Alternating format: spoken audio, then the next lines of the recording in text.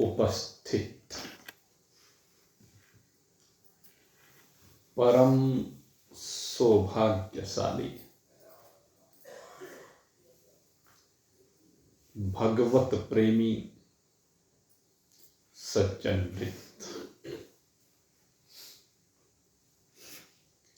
ये दिव्य पवित्र विचार सागर ग्रंथ, इस विचार सागर ग्रंथ में इस पंचम तरंग में एक प्रश्न राजा शुभ संतति के पुत्र दृष्टि के द्वारा रखा गया और उस प्रश्न को रखते हुए उसने अपने मनोभावों को प्रकट किया है। सबके अपने मनोभाव होते हैं, वो मनोभाव यथार्थता में हो, व्यवहार में हो या स्वप्न में हो, चिंतन में हो, मनन में हो, कहीं भी हो सकते हैं। तो उसका जो भाव है वो व्यवहार में है पहले, फिर परमार्थ में। गुरुदेव ने कहा कि अहम ब्रह्मास्मि का ज्ञान जब इसको हो जाता है तो चराचर जगत एक ब्रह्म का स्वरूप नजर आता है। ब्रह्म के अतिरिक्त और इसको कुछ नजर नहीं आता।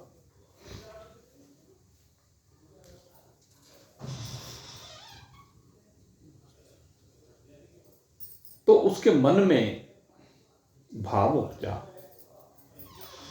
कि जब ब्रह्म के अतिरिक्त कुछ होता नहीं, ब्रह्म के अतिरिक्त जो कुछ कहा जाता है उसका वाद किया जाता है वो मिथ्या होता है,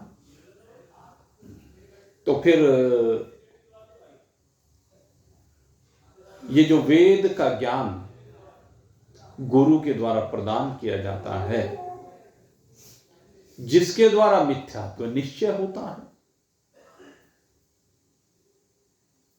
मिथ्यात्व जगत का जिसके द्वारा निश्चित होता है वो वेद है और गुरु। तो ये दोनों क्या है? ये मिथ्या है या सत्य है?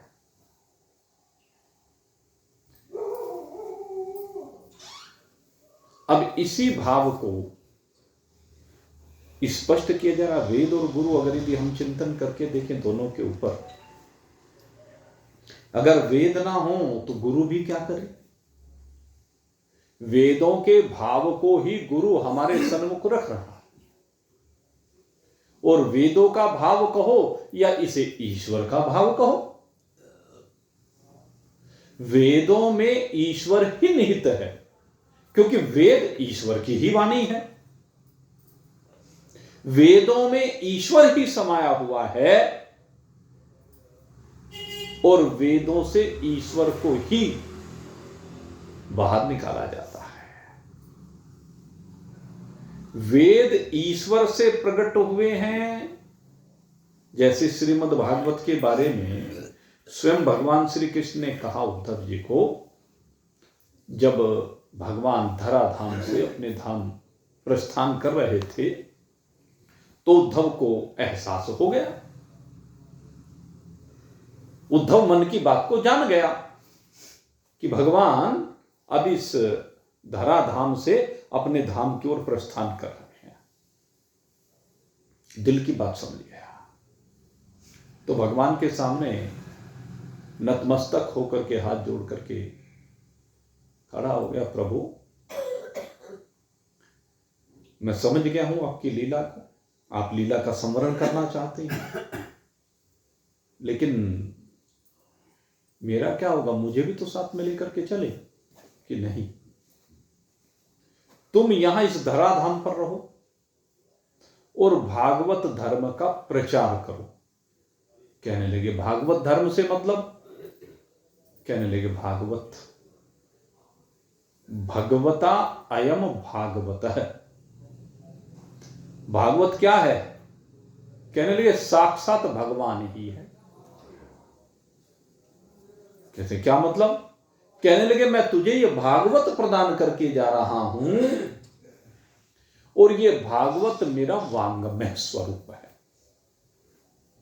अब इसे भागवत कहो या वेद कहो या अन्य जो भी ग्रंथ जिसमें आपकी श्रद्धा हो, सभी ग्रंथ भगवान की ही वाणी है।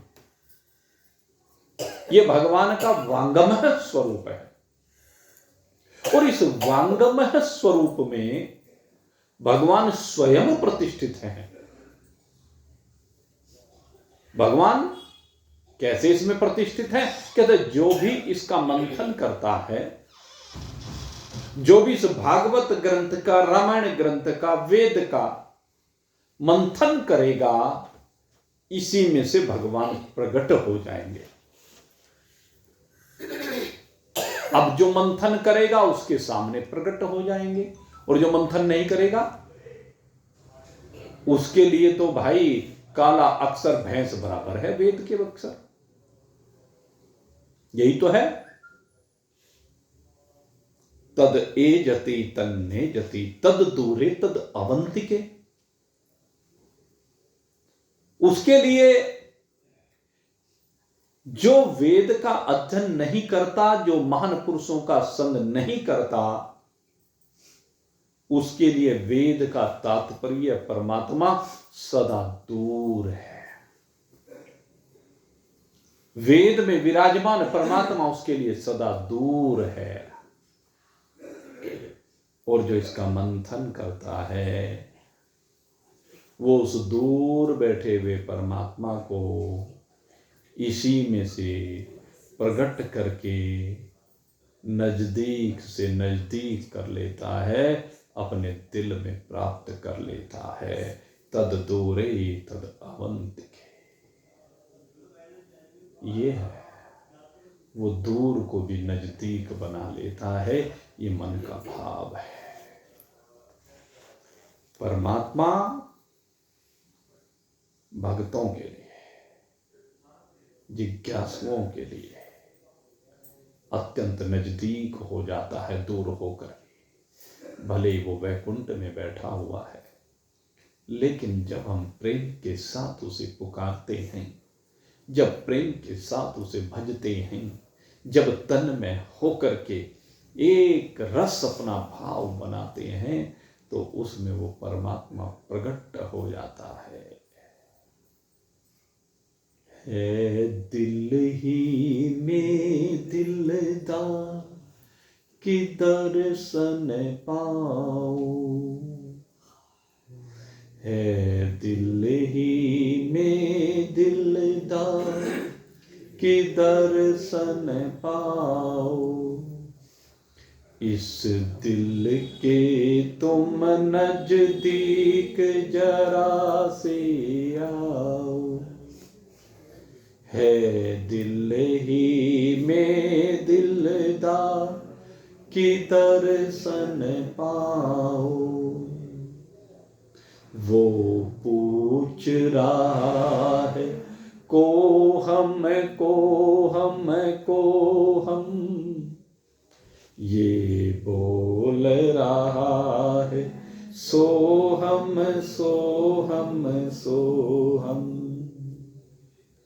हर तार पे ये झनकार, हर तार पे ये झनकार की तार मिलाओ।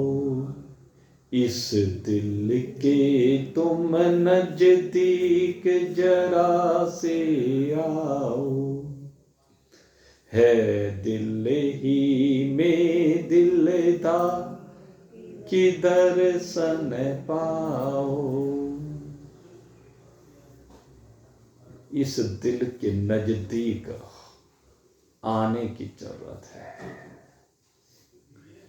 दिल धड़क धड़क कर बोले, दिल धड़क धड़क कर बोले, प्रियतम की खिड़की खोले, दिल धड़क धड़क कर बोले, प्रियतम की खिड़की खोले, अनुभव के खनकते की तार मिलाओ, इस दिल के तुम नजदीक जरा से आओ, है दिल ही में दिलदार की दर्शन पाओ।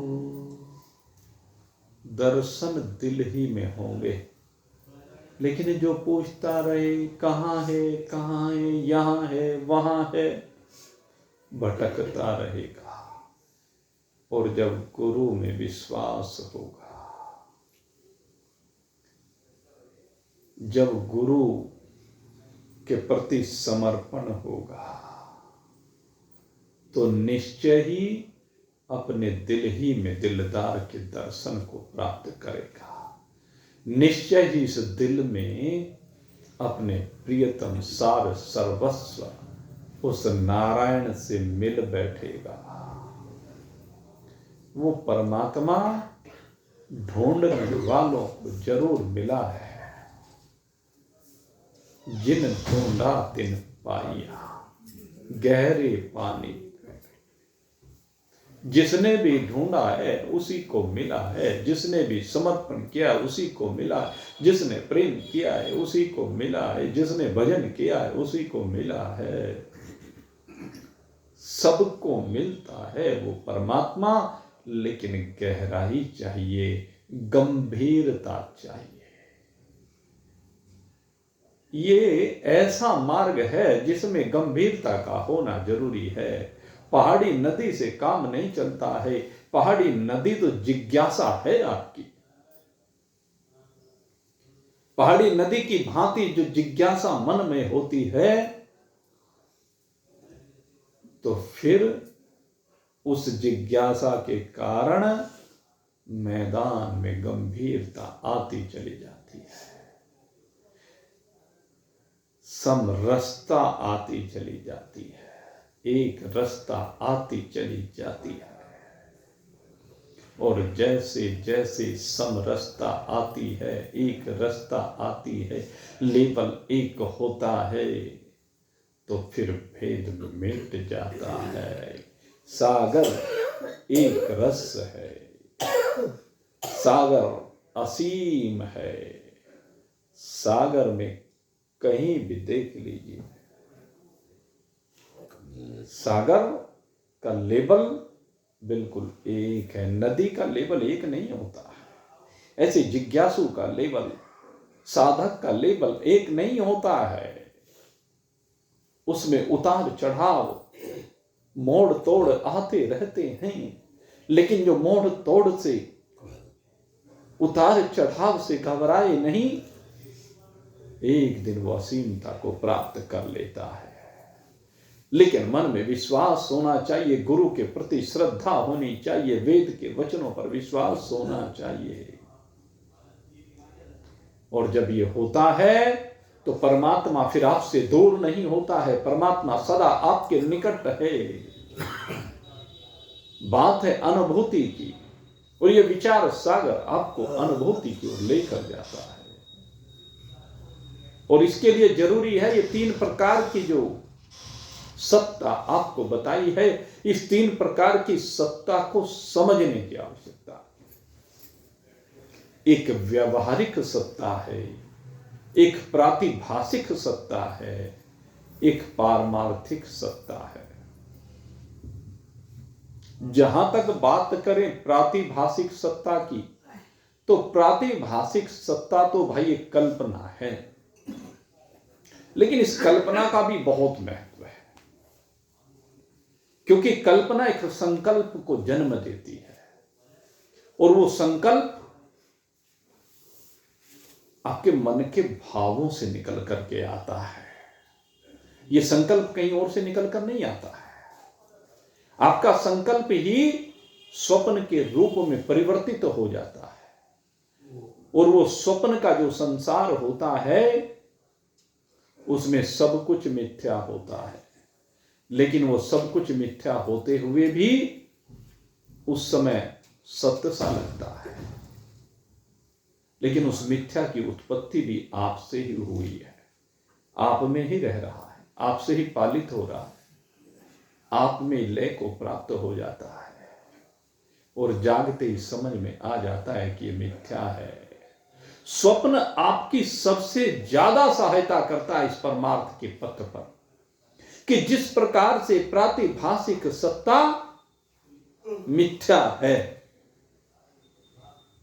उसी प्रकार से व्यवहारिक सत्ता भी मिथ्या है। व्यवहारिक सत्ता में जब तक हम रहते हैं हमें लगता है कि यह सत्य है। व्यवहारिक सत्ता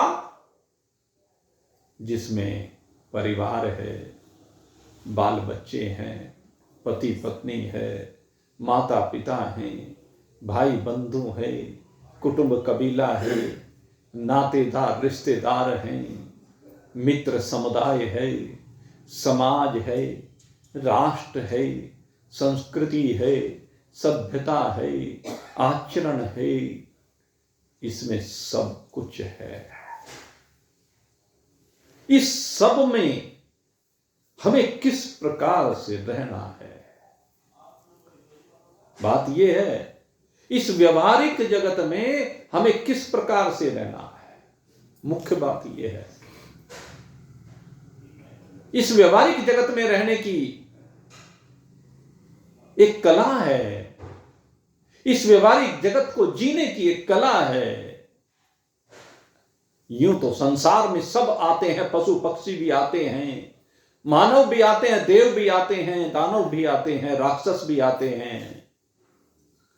लेकिन बात यह यहां आकर के जीते किस भांति हैं, तो शास्त्र कहता है जीना उसका जो औरों के लिए जीता है। जीना उसी का जीना है जो औरों के लिए जीता है, जो औरों को सुख देता है, जो अपने सुख को बांटता है लेकिन अपने गमों को खुद पी जाता है। जीना उसका जीना है। तो बात यही है, इस जीवन जीने की कला को हमें सीखना है और यह जीवन जीने की कला सीख करके व्यवहार करते हुए भी असंग रहना। आपको एक बात बता दें, आपकी जो पारमार्थिकता है वो पारमार्थिकता आप तक सीमित है, या ज्यादा से ज्यादा कुछ दो चार जो बिल्कुल नजदीकी जिज्ञासु होंगे, नजदीकी अपने साथी होंगे, वो थोड़ा बहुत उसको अनुभव कर लेंगे। लेकिन ये जो व्यवहारिकता है इसका संबंध उन सब से है जो भी आपके संपर्क में आता। असल बात है आपकी व्यवहारिकता क्या कहती है, आपकी व्यवहारिकता है किस प्रकार की, आपका व्यवहार है किस प्रकार का, आपका पड़ोसी के साथ कैसा व्यवहार है, आपका घर वालों के साथ कैसा व्यवहार है, आपका रिश्तेदारों के साथ कैसा व्यवहार है, आपका ग्राहकों के साथ कैसा व्यवहार है, आपका मालिकों के साथ कैसा व्यवहार है, आपका संसार के प्राणियों के साथ कैसा व्यवहार है, आपका पशुओं के साथ कैसा व्यवहार है, पक्षियों के साथ कैसा व्यवहार है। हर चीज व्यवहार के अंतर्गत आती है और उस व्यवहार को आदर्श बनाने की आवश्यकता। जब तक हमारा व्यवहार आदर्श नहीं बनेगा तब तक परमार्थ सिद्ध नहीं हो सकता, और यह परमार्थ ही है जो आपके व्यवहार को आदर्श बनाएगा। जिनका पारमार्थिक जीवन आदर्श होता है, अर्थात जिन्होंने पारमार्थिकता को समझ लिया है, वो संसार में कमल के पत्र की भांति, कमल पुष्प की भांति कीचड़ में रहते हुए भी सदा खिले रहते हैं। उनको कीचड़ प्रभावित नहीं करता, लेकिन कीचड़ के साथ भी वो व्यवहार करते हैं। भगवान कहते हैं गीता में कि संसार में व्यवहार वैसा ही कर जैसा संसार करता है। संसारियों के बीच में संसारियों जैसा व्यवहार होना चाहिए और भगवान के भक्तों के बीच में भगवान के भक्तों जैसा व्यवहार होना चाहिए और ज्ञानियों के बीच में ज्ञानियों जैसा व्यवहार होना चाहिए। अगर यदि तुम मूर्खों में बैठ करके ज्ञानियों का व्यवहार करोगे या ज्ञानियों में बैठ करके मूर्खों का व्यवहार करोगे। दोनों बातें। मूर्खों के बीच में बैठकर ज्ञानियों का व्यवहार करो और ज्ञानियों के बीच में बैठकर के मूर्खों का व्यवहार करो, तो दोनों ही व्यवहार उल्टे पड़ जाएंगे। मूर्खों में मूर्ख बन जाओ, ज्ञानी में परम ज्ञानी बन जाओ, फिर देखो व्यवहार। इस संसार में मेरे मित्रों, जो भी आपके संग में आता है, आपका जीवन चंदन के वृक्ष की भांति होना चाहिए कि आपके संग में जो भी आए, अगर सर्प भी आपके संग में आता है तो सर्प भी आपसे सुगंध लेकर के जाए। आपका जीवन ऐसा होना चाहिए। आपका जीवन एक गुलाब के पुष्प की भांति होना चाहिए कि जो भी उसको स्पर्श कर लेता है वो उसी को सुगंधित कर देता, अपनी सुगंध प्रदान करता है। आपका व्यवहार किसी के साथ भी गलत नहीं होना चाहिए। आपका व्यवहार किसी के साथ उग्र नहीं होना चाहिए। आपके व्यवहार में क्रोध झलकना नहीं चाहिए। आपके व्यवहार में लोभ झलकना नहीं चाहिए। आपके व्यवहार में मोह भी नहीं झलकना चाहिए। आप एक आदर्श व्यवहार करें। मोह के कारण ये नहीं कि जब मोह की बात आई, अपने की बात आई तो पराये को व्यवहार के द्वारा प्रताड़ित करें। नहीं, समता का व्यवहार। व्यवहारिकता में सब चीजों के ऊपर ध्यान रखने की जरूरत है। और जीवन तो भाई व्यवहारिक ही देखा जाता है। यद्यपि यह व्यवहारिक जीवन मिथ्या है। यह व्यवहारिक जीवन स्वप्न से पता चलता है कि मिथ्या है। जैसे स्वप्न के पदार्थ सदा रहते नहीं, वैसे ही व्यवहारिक पदार्थ भी सदा रहते नहीं। व्यवहारिक संसार भी सदा रहता नहीं। व्यवहार में आने वाले माता पिता, भाई बंधु, कुटुंब, कबीला, मित्र, समुदाय, समाज, एक एक करके सब अपनी अपनी बोली बोल करके चले जाते हैं। और जो यहां पर व्यवहारिक रूप से सुंदर व्यवहार करके जाता है, आदर्श व्यवहार करके जाता है, उसे लोग याद करते हैं, उसकी लोग पूजा करते हैं, उसे आदर्श मानते हैं। स यत प्रमाणम कुरुते लोकस्तदनुवर्तते। भगवान कहते हैं वही प्रमाण के रूप में स्वीकार किया जाता है। उनके व्यवहार को ही संसार अपने जीवन में समाहित करता है। देख लीजिए आप, संसार में चाहे जितने भी महान पुरुष हुए हैं, उन्हीं के व्यवहार को तो आदर्श माना जाता है कि फलानी परिस्थिति में फलाने महात्मा ने ऐसा किया था। ये आदर्श है। तो व्यवहार में गुरु भी सत्य है, व्यवहार में वेद भी सत्य है।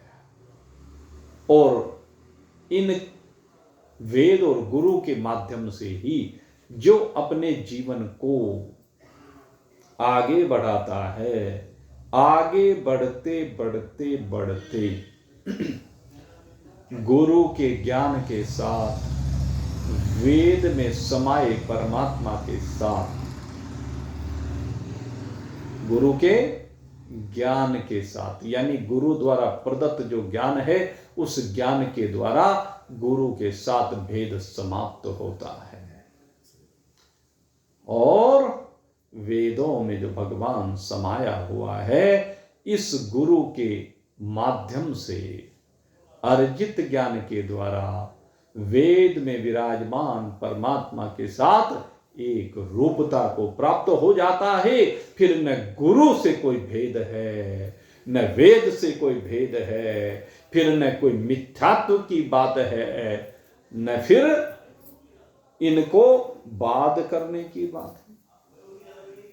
न गुरु का बाद, न गुरु के ज्ञान का बाद, न वेद का बाद, न वेद में छिपे परमात्मा का बाद। आवश्यकता ये है कि इनके साथ एक रूपता करनी है। यद्यपि इस एक रूपता से पहले बहुत बातें हैं, लेकिन एक रूपता के बाद फिर कोई बात नहीं। और जहां तक बात समझने समझाने की है, तो भाई जब एक रूपता होने पर यह अनुभव कर लिया जाता है कि गुरु का जो ज्ञान है, गुरु द्वारा प्रदत्त जो ज्ञान है, वो अहम ब्रह्मास्मि, तो गुरु भी अहम ब्रह्मास्मि और शिष्य भी अहम ब्रह्मास्मि। वेद के द्वारा जब परमात्मा के साथ एक रूपता कर ली जाती है तो भक्त भी अहम ब्रह्मास्मि और भगवान भी अहम ब्रह्मास्मि, सारे अहम ब्रह्मास्मि अहम ब्रह्मास्मि। इससे विलग कुछ है ही नहीं, और जब इससे विलग नहीं तो भेद निपट जाता है। ये जो वेद और गुरु को मिथ्या कहा गया है समझाने के लिए जिज्ञासु को, जिज्ञासु के दृष्टिकोण में ही तो है ये वेद और गुरु का मिथ्यात्व। गुरु के दृष्टिकोण में कभी नहीं है, वेद के दृष्टिकोण में कभी नहीं है, वहां तो सदा ही एकता है। गुरुपणा और शिष्यपणा ये दोनों के दोनों जो भाव हैं ये शिष्य की ओर से हैं भाई, गुरु की ओर से नहीं है। वैसे तो यहां विचार सागर में बहुत विस्तार से अब इस बात को समझाया जाएगा, लेकिन मैंने आपको सार रूप में बात बता दी हकीकत जो है, और अब इसको बहुत विस्तार के साथ इस 5वीं तरंग में इसके ऊपर चर्चा की गई है, इसी को समझाया गया 5वीं तरंग में। और आखिर में लाकर के निचोड़ यही है कि सब कुछ एक ब्रह्म ही है। लेकिन चलो केवल इतना कहने से किसी की समझ में आ जाता है, किसी की में कम आ जाता है और किसी की में बिल्कुल नहीं आता। तो जो नहीं आता, जिनकी आ गया उनका तो काम बन गया, और जिनकी समझ में नहीं आया उनको समझाने के लिए अब ये 5वीं तरंग में जो गुरुदेव समझा रहे हैं विस्तार के साथ, तो यहां पर जहां समझा रहे हैं वहां गुरु जी भी सत्य हैं और चेले जी भी सत्य हैं। जब तक एकता नहीं हुई तब तक तो दोनों सत्य हैं ये व्यवहार में भी। यद्यपि ये जितना भी व्यवहार है आखिर में जाकर के इसका बाद हो जाता है, गुरु भाव का भी बाद हो जाता है, शिष्य भाव का भी बाद हो जाता है, ईश्वरीय भाव का भी बाद हो जाता है, भक्त भाव का भी बाद हो जाता है, रह जाता है एक शुद्ध सच्चिदानंद घन ब्रह्म, क्योंकि उससे विलग कुछ है ही नहीं और उससे विलग कुछ हो भी नहीं सकता, क्योंकि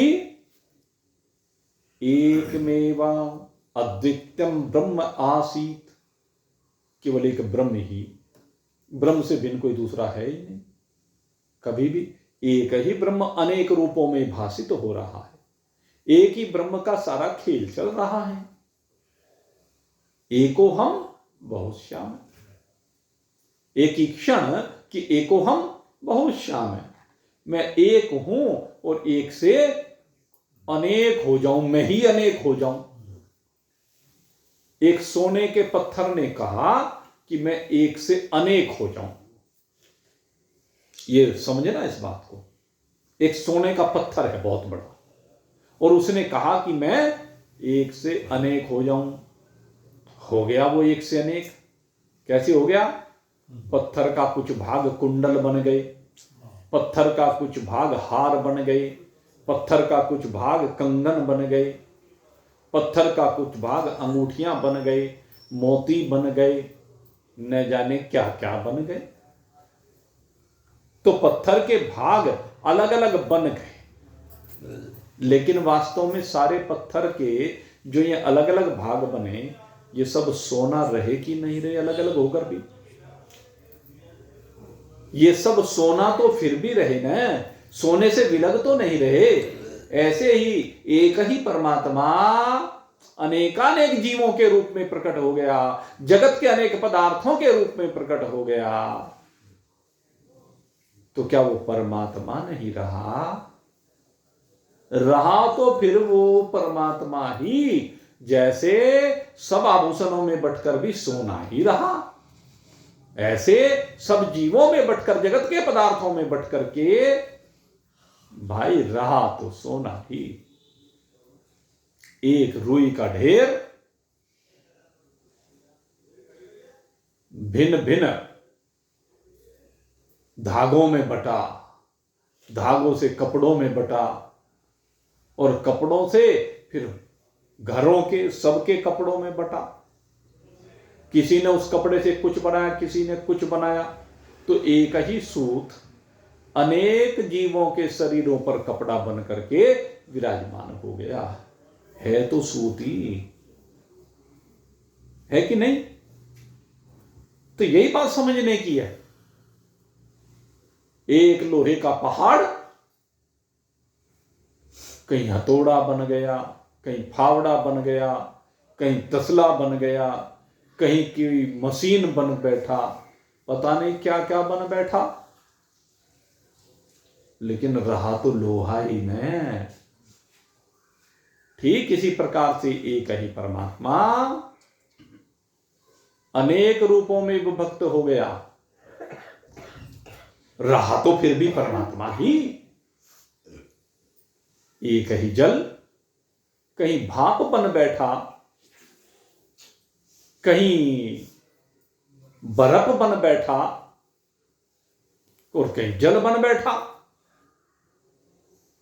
है तो जल ही, जम गया तो बर्फ बन गया, गर्म हो गया तो भाप बन गया, रहा तो जल ही। पिघल करके फिर से जल, ठंडा होकर के फिर से जल, यही सब तो हुआ।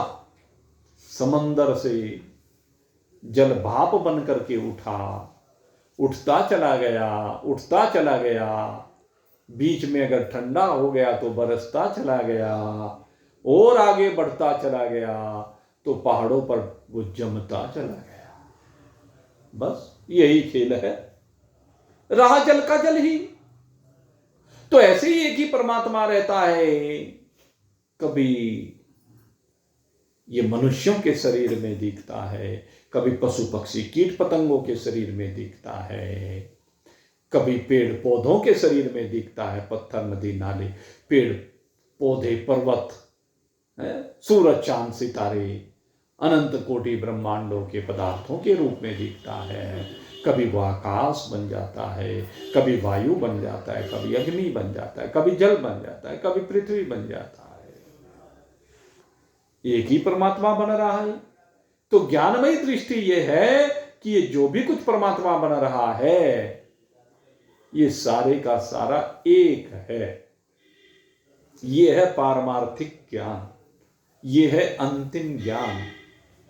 इस ज्ञान को जो प्राप्त कर लेता है, फिर किसे मिथ्या कहें, किसका वाद करें। सोचो, जब सारे जगत के साथ आपकी एकता हो गई तो वाद किसका करें, किसको फिर मिथ्या कहें? जिसका वाद होता है उसी को मिथ्या कहा जाता है। और जब वाद करने के लिए कुछ बचे ही नहीं तो किसे मिथ्या कहेंगे? स्वामी हंसानंद जी यही बात कहा करते थे, कहते अज्ञान में वाद करना है, मिथ्यात्व निश्चित करना है जिज्ञासु के लिए, लेकिन ज्ञान में न कोई चीज मिथ्या है न किसी का वाद है। ज्ञान हो जाने के बाद मरुभूमि में जल भासता ही नहीं है, सीपी में रजत भासता ही नहीं है, रस्सी में सांप भासता ही नहीं। केवल एक ब्रह्म मात्र है और वही अनुभूत हो जाता है। ब्रह्म से भिन्न और कुछ अनुभूति नहीं होता। सब कुछ चराचर जगत एक ब्रह्म का स्वरूप मात्र नजर आता है। यही है दृष्टि। और वाच्यार्थ की बात अगर यदि करें तो वाच्यार्थ ये सारा जगत है, वाच्यार्थ ये सारे जीव हैं, वाच्यार्थ ये ईश्वर है। ब्रह्म के ये सब वाच्यार्थ हैं, ब्रह्म में सब भाषित हैं, ब्रह्म में सबकी प्रतीति है, लेकिन ब्रह्म को नहीं। एक बात ध्यान करना, ये सब प्रतीति हैं लेकिन ये सब ब्रह्म को प्रतीति नहीं है। ये सब किसको है? इस जीव को है। जीव कोई जगत प्रतीत हो रहा है, जीव कोई जगत के जीव प्रतीत हो रहे हैं, और जीव कोई ईश्वर प्रतीत हो रहा है। अन्यथा ईश्वर जिसको सदा अपने स्वरूप का बोध है, उसकी भी दृष्टि में चराचर जगत ब्रह्म से अतिरिक्त कुछ नहीं। वो अलग बात है कि जीव की दृष्टि के कारण से ईश्वर में, जीव की दृष्टि से ईश्वर में कर्म का भाव जीव की दृष्टि से बना दिया गया है। कर्मों के भोग का भाव जीव की दृष्टि से बना दिया गया है। ईश्वर की दृष्टि से ईश्वर में न कोई कर्म है और न कर्म का भोग है। लेकिन समय समय पर ईश्वर का जो अवतरण दिखता है वो किसे दिखता है? वो जीव को, ईश्वर को नहीं। ईश्वर तो सदा ही अवतरित है, ईश्वर सदा अवतरित है, लेकिन दिखता नहीं है। जब भक्त का भाव होता है, भक्त का प्रबल भाव होता है, तो उस समय उस प्रबल भाव के वशीभूत उसके हृदय में ईश्वर का प्रकटन हो जाता है। उसी को अवतरण कहा जाता है। प्रबल प्रेम के पाले पड़कर प्रभु को नियम बदलते देखा। प्रबल प्रेम के पाले पड़कर प्रभु को नियम बदलते देखा। अपना मान रहे रह जाए, भक्त का मान न टलते देखा। सीधी बात है। प्रबल जब प्रेम होता है तो भगवान उसका मान रखने के लिए अपना कोई मान नहीं ईश्वर का। ईश्वर मान और अपमान की सीमा से परे है। नहीं तो भीष्म पितामह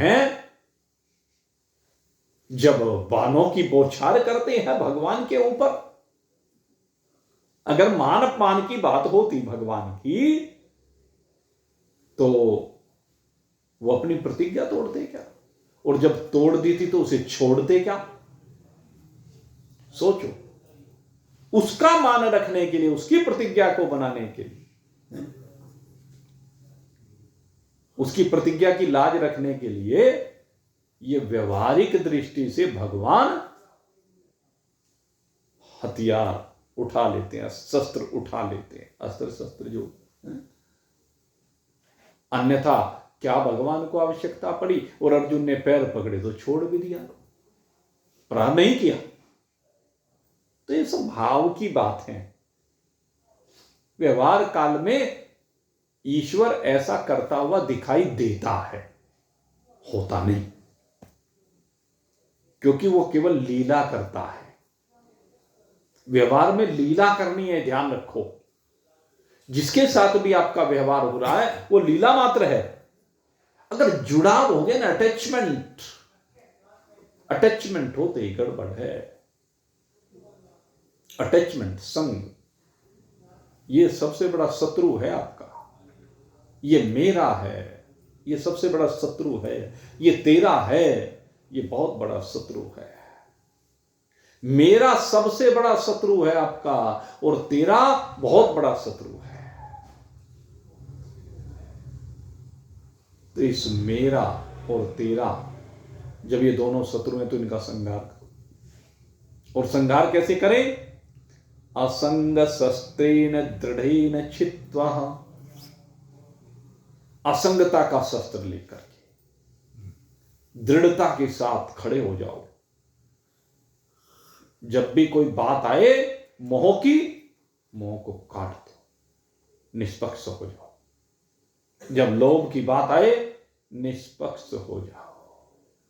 जब क्रोध की बात आए निष्पक्ष हो जाओ। जब अहंकार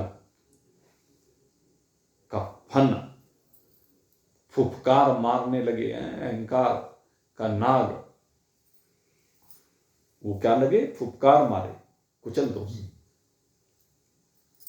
राग का, द्वेष का, ईर्ष्या का, ये जो भी विरोधी भाव हैं, इन सब विरोधी भावों को, इनमें निष्पक्ष हो जाओ, न्यूट्रल हो जाओ। जब तक न्यूट्रल नहीं होगे तब तक संकल्प विकल्प उठते रहेंगे।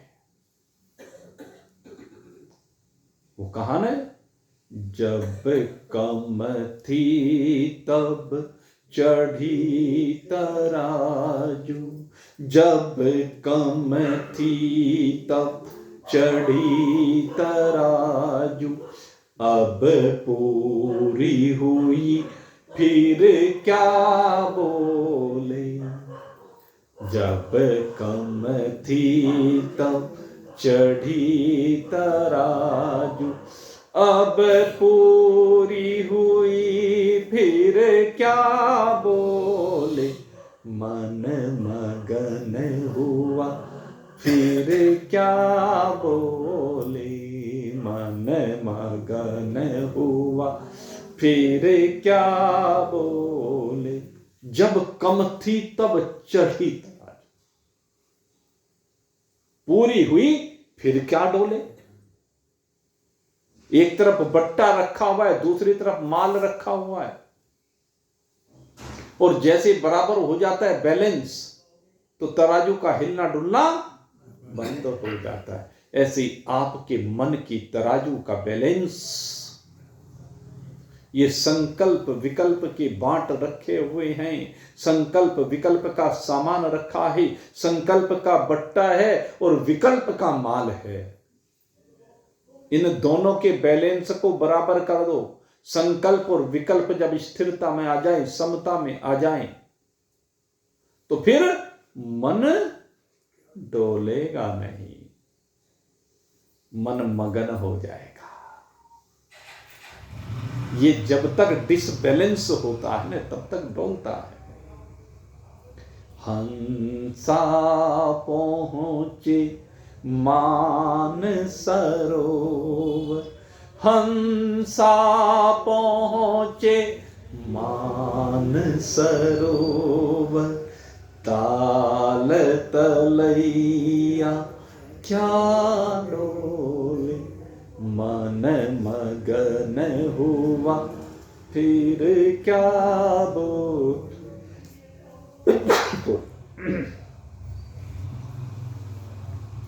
अब हंसा एक बार मानसरोवर पहुंच जाए तो उसकी यात्रा पूरी हो जाती है।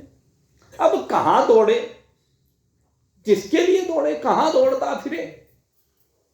तो ऐसे ही मेरे मित्रों, अपनी यात्रा को विराम दो, अपनी यात्रा को विश्राम दो। कहां? अनंतता में, असीमता में, अपारता में। आपकी यात्रा को विश्राम मिलना चाहिए। कहां दौड़े फिरते हो, कहां धक्के खाते फिरते हो। स्थिरता लाओ, एक निष्ठ बनो। जब तक बहुनिष्ठ बने रहोगे ना, काम बनने वाला नहीं है, डोलते रहोगे। क्योंकि मन से निकलने वाला संकल्प आपको शांति की ओर ले जा रहा है, लेकिन विकल्प शांति कभी इधर ढूंढता है, कभी इधर ढूंढता है, कभी इधर ढूंढता है। और जब कभी इधर मन, कभी इधर मन, कभी इधर मन, तो शांति कहां? एक निष्ठता वही आपको शांत बना सकती है। और एक निष्ठता का मतलब है एक परमात्मा। एक परमात्मा के अलावा दूसरे कहीं आपको शांति मिलने वाली है नहीं, क्योंकि दूसरी ओर कहीं शांति है ही नहीं। एक परमात्मा के अतिरिक्त और कहीं शांति नहीं है। ऐसे वर को कह भरूं जो जीवे और मर जाए, ऐसे वर को का भरूं जो जीवे और मर जाए। बर बर यूं गोपालनु, बर बर यूं गोपालनु, मारो चुड़लो अमर हो जाए। जब एक परमात्मा में निष्ठा होती है, तो भाई फिर जो है संसार में निष्ठा नहीं होती है। संसार का व्यवहार केवल दिखाऊ होता है, होना चाहिए, मैं इस बात को मना नहीं करता हूं, लेकिन निष्ठता परमात्मा में होनी चाहिए। एक निष्ठता परमात्मा में हो और व्यवहार दिखाऊ होता रहे, काम चलाऊ होता रहे, बस किसी के दुख में अंदर से न दुखी हो, न सुख में सुखी हो। परमार्थिकता में बात यह है, और व्यवहारिकता में दुख में दुखी दिखे, सुख में सुखी दिखे, लेकिन अंदर न किसी की खुशी न किसी का गम, बस बाकी रह गए हम ही हम। सीधी बात। संसार में संसार जैसा व्यवहार करते हुए इस व्यवहारिक जीवन को जियो, और इस बात को समझ लो कि व्यवहारिक जीवन भी प्रातिभाषिक जीवन की बात ही है। प्रातिभाषिक जो जीवन है, जो स्वप्निल जीवन है, जो काल्पनिक जीवन है, ये व्यवहार में है, और यथार्थ जीवन जो है वो परमार्थ में है। अब आपको यथार्थता में जीना है या कल्पना में जीना है, सोच के देखिए, काहे में जीना चाहते हो? शेख चिल्ली के स्वप्नों में जीना चाहते हो? शेख चिल्ली के स्वप्नों में जीना चाहते हो? कहने को यथार्थता की बात करते हो, लेकिन जीते हो शेख चिल्ली के स्वप्नों में। बेटे से पोता प्यारा हो जाता है, सारे दिन उसमें ऐसा मन लगाते हैं कि बस उसके अलावा कुछ दिखता ही नहीं। पोता पोता पोता, धोता धोता धोता।